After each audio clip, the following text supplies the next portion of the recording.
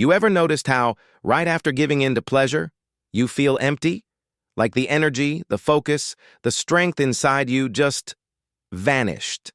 It's not your imagination.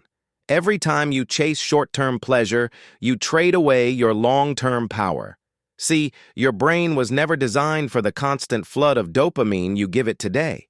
Scrolling, lust, junk food, mindless entertainment, they all promise you quick happiness, but leave you feeling weaker, foggier, and less driven.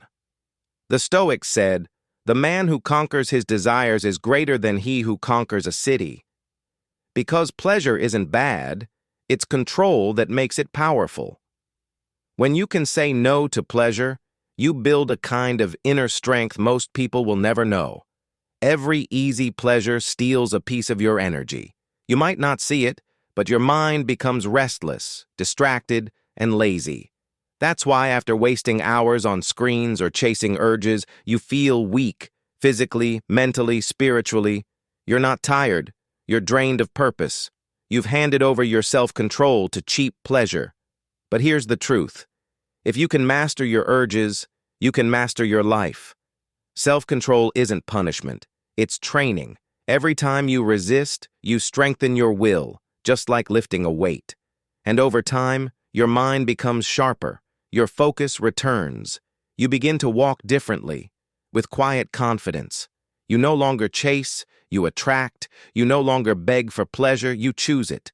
The Stoics knew this. Discipline isn't about denying life. It's about owning yourself. The man who controls his mind becomes unshakable. He doesn't get lost in distractions. He doesn't fall for temptation. He doesn't seek validation.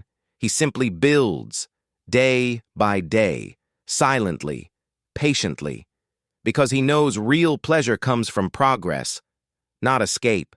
The world may mock discipline today, but the disciplined will rule tomorrow. So the next time your mind craves comfort, remember what it's costing you. Energy, focus, power. Trade your pleasure for purpose. Trade your urges for strength.